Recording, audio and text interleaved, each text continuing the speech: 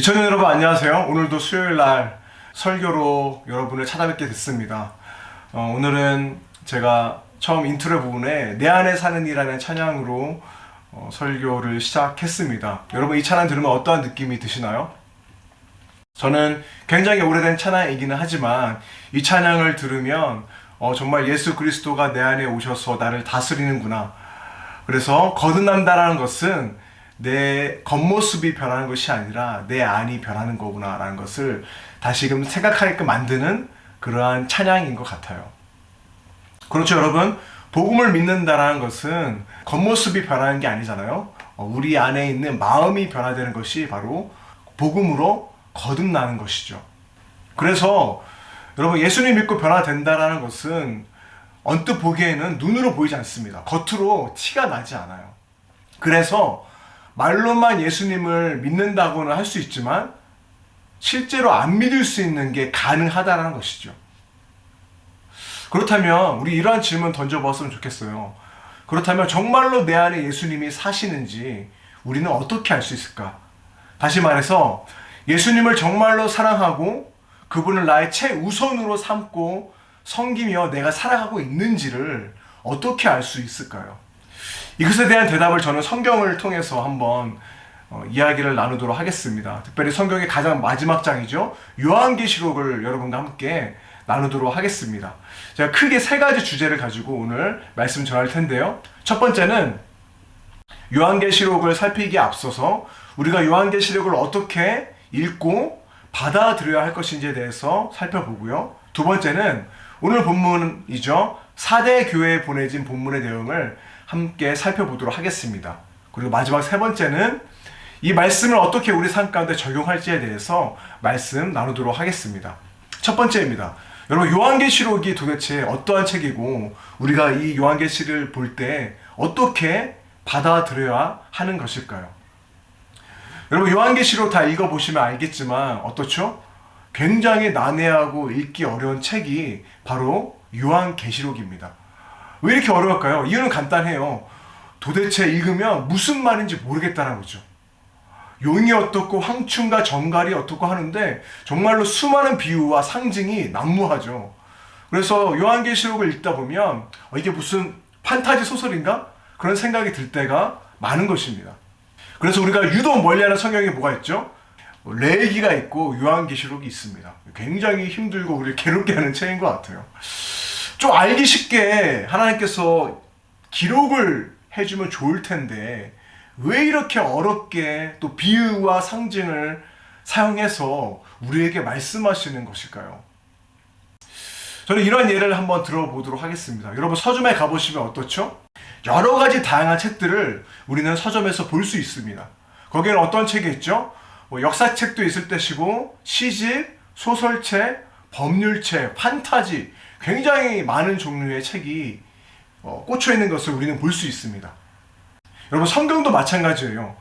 여러 권의 책을 모아놓은 성경은 각 책마다의 문학적인 특징과 장르가 있다는 것이에요.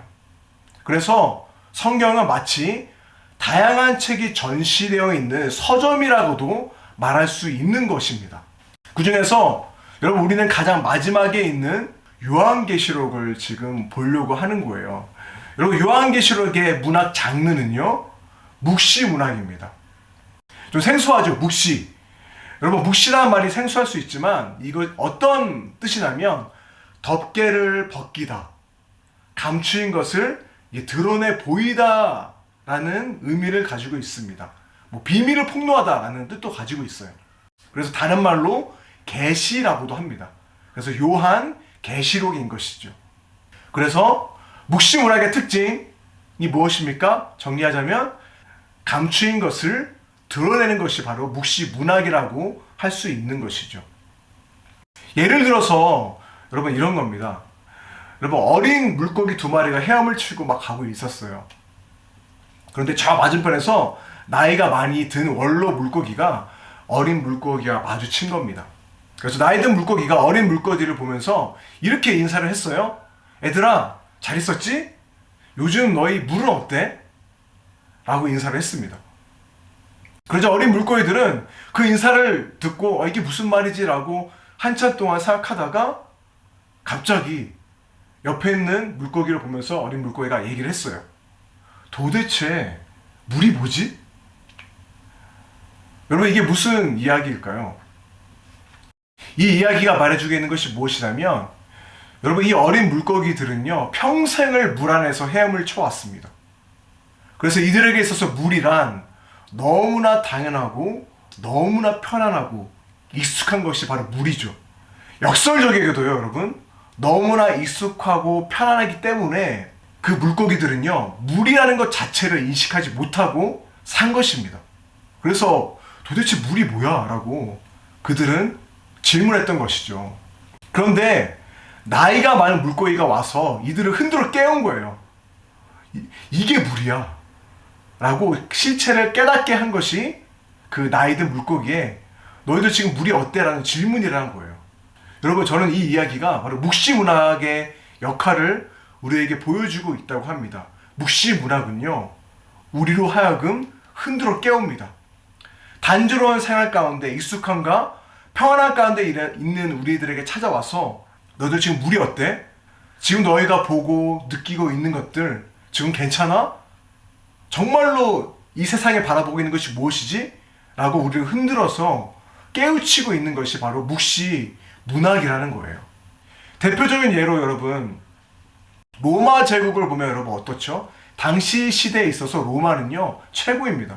최고의 도시, 인간의 위대한 성취를 자랑하는 거, 바로 로마 제국이었다라는 것이죠. 하지만 여러분, 요한계시록에서 보고 있는 로마는 어떻게 그려주고 있습니까?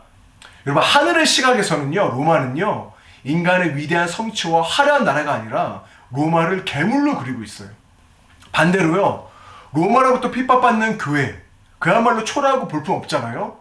그런데 계시록은 그 교회를 향해서 금촛대라고 비유와 상징을 씁니다. 이게 진짜라는 거예요.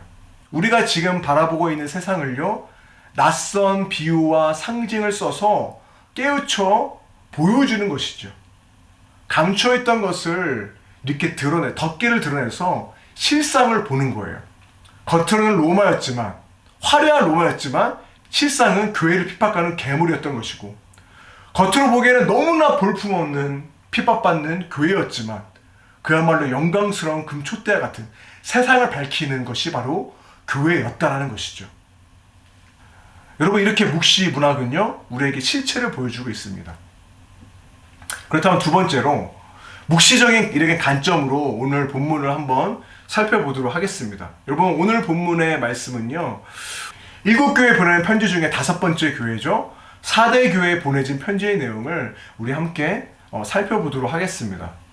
여러분, 4대라는 지역은요, 당시 루디아 왕국의 수도로서 금과 은이 굉장히 풍부한 도시, 세계적인 도시였다라고 합니다. 그리고 이 왕국의 마지막 왕이 크로에수스라는 왕인데요, 세계 역사 속의 거부 중에 한 사람입니다. 그만큼 4대라는 도시는 당대에 유명하고 찬란하고 부유한 도시였다라는 것이죠. 이러한 도시 가운데 신앙생활을 하고 있는 4대 교인들에게 주님께서 이렇게 나타나셔서 말씀하시는 거예요. 어떠한 말씀을 하셨을까요? 한번 1절을 우리 살펴보도록 하겠습니다. 4대 교회 사자에게 편지하라. 하나님의 7영과 7별을 가지신 이가 이르시되 내가 내 행위를 아노니 내가 살았다 하는 이름을 가졌으나 죽은 자로다. 여러분, 지금 주님께서 뭐라고 말씀하시죠? 내가 내 행위를 안다라고 말씀하시면서 칭찬이 아니라 강하게 책망의 말씀을 하십니다. 너가 지금 살았다는 이름을 가졌으나 실상은 이미 죽은 자라고 말씀하시죠. 여러분, 이 말이 무슨 의미일까요? 당시 사대교회는요, 굉장히 인간적으로는요, 살았다라고 여기는 그런 교회였습니다. 하지만 하늘의 시각에서는 살은 교회가 아니라 너희는 죽은 교회다라고 지금 그 실상을 보여주고 있는 것입니다. 여러분, 왜 주님께서는 이렇게 이 사대 교회에게 혹독한 평가를 내리고 계신 것일까요? 이들이 예배를 다 드리지 않기 때문에? 헌금 생활을 안 해서일까요? 아니면 죽었다고 했었으니까 그냥 죽은 것처럼 아무것도 안 하기 때문에 죽었다라고 한 것일까요? 여러분, 이 성경의 배경을 살펴보게 되면 전혀 그렇지 않습니다. 여러분, 4대 교회는요, 정말로 살았다는 이름을 가진 교회였어요. 인간적으로 보자면 매우 활동적이고 살아 움직이는 것처럼 보였다라는 거예요. 세상 말로 정말로 잘 나가는 교회가 바로 4대 교회였습니다. 하지만 계시록은 말합니다. 그 실상은 죽었다라는 것이죠. 주님께서는 이것에 대해서 2절에서 다시 한번 뼈아프게 못 박아서 말씀하세요. 내 하나님 앞에 내 행위에 온전한 것을 나는 찾지 못했다. 행위가 온전치 못했다라고 말하고 있어요. 행위가 없는 게 아니죠. 지금 하고 있는 너의 행위가 온전하지 않다. 다시 말해서 겉은 너무나 화려하고 그럴듯한데 안은 텅 빈 유명무실한 교회가 바로 4대 교회였다라는 것이죠. 여러분, 우리는 이미 압니다. 복음에 대한 열정이 식은 채 얼마든지 많은 종교 행위를 우리는 할 수 있어요. 얼마든지 많은 예배 드릴 수 있고요. 얼마든지 많은 성경 공부와 여러 종교 활동을 할 수 있습니다. 겉으로는 그럴듯하게 할 수 있다라는 거예요. 하지만 그 행위는 주님 보시기에 어떠한 행위입니까? 온전하지 못한 행위라는 거예요. 겉으로 보기에는 많은 것을 행하니까 믿음이 좋다, 열심히 있다라고 여길지 모르겠지만 우리 주님 보시기에는 그 안이 텅 빈 죽은 행위라는 겁니다. 특별히 예수님께서 이 땅에서 이러한 외식 행위에 대해서 자주 책망을 하셨죠. 대표적인 예로 여러분 바리새인들 있지 않습니까? 그들은요 철저한 11조 생활을 했습니다. 얼마나 대단합니까? 하지만 예수님께서는요 바리새인들에게 그 행위는 옳은 거 맞아. 하지만 살아있는 행위일지 모르지만 더 중요한 정의와 긍휼과 믿음을 버렸다고 호되게 야단칩니다. 행위는 그럴듯하지만 네 안에 있는 마음은 전혀 그렇지 않다라는 것이죠. 죽어 있다라는 것입니다. 여러분 4대 교회도 마찬가지예요. 자신들은 지금 많은 것을 하고 있어서 잘하고 있다고 생각했을지는 모르겠지만 갑자기 주님께서 나타나 너희 지금 물이 어때? 그 물은 썩은 물이야. 얼마 있지 않으면 너희 죽어. 라는 예상치 못한 말씀을 지금 하시는 것입니다. 아마 4대 교인들은 엄청난 충격을 받았을 거예요. 하지만 주님께서는요 지금 썩어져 가고 있는 물에서 죽어가고 있는 그 4대 교회에게 너 그러고 있으면 죽어. 그 교회를 살리려고 흔들어 깨우고 있는 것입니다. 그래서 2절 상반절에서 이렇게 말씀하시죠. 너는 일깨워. 깨어나라는 거예요. 그 남은 바 죽게 된 것을 지금이라도 굳건하게 세워라. 그렇다면 어떻게 그 죽게 된 것을 굳건하게 할 수 있는 것일까요? 그 대답은 3절에 나와 있습니다. 3절입니다. 내가 어떻게 받았으며 어떻게 들었는지 생각하고 지켜 회개하라. 여러분 주님께서는요 지금 혼수 상태에 빠져가지고 죽어가 있는 사대교회를 향해서 처방을 내려주시는데 어떠한 처방을 내려주십니까? 더욱 열심히 해가 아니죠. 무엇입니까? 너희가 지금 처음에 어떻게 은혜의 복음을 받았는지 기억하고 회개하라는 것입니다. 하지만 그렇게 하지 않는다면 주님께서는 3절 하반절이죠. 내가 도둑같이 이르리니 어느 때 내게 이르는지 네가 알지 못하리라.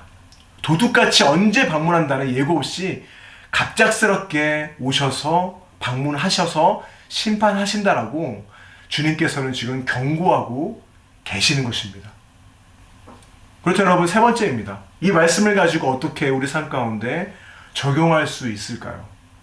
여러분 4대 교회를 보면서 오늘 우리의 모습을 또 저의 모습을 비춰봤을 때 과연 우리의 모습은 어떠할까요? 겉모습은 그럴듯해 보이지만 성도지만 속은 텅 빈 실상으로는 죽은 모습이 오늘 우리의 모습이 아닐까 저는 생각해 봅니다. 여러분 이 말씀 앞에 각자 자신의 영혼의 상태를 점검해 보았으면 좋겠습니다. 혹시나 우리 모습 가운데 4대 교회 같은 모습이 있다면 주님께서 우리에게 내리시는 처방은 여러분 간단해요. 하지만 너무나 중요합니다. 그것이 뭐냐면 너가 지금 어디에서부터 은혜를 받았는지, 너가 지금 어떻게 구원받았는지, 처음 네가 복음을 들었을 때 그 감격이 어땠는지 돌이키고 그때로 돌아가라라는 것입니다. 회개하고 돌이키라는 것입니다. 여러분, 요즘 코로나 사태를 보면서 저는 이 말씀이 굉장히 의미 있게 다가옵니다. 어떻게 보게 되면 코로나19 사태 때문에 모든 예배와 모임과 종교적인 활동이 우리가 하고 싶어도 할 수 없는 상태에 이르게 된 것이죠. 행위가 올스톱된 거예요. 그 상황 가운데 저는 다른 게 아니라 내 내면을 볼 수 있는 시간이 바로 지금인 것 같아요.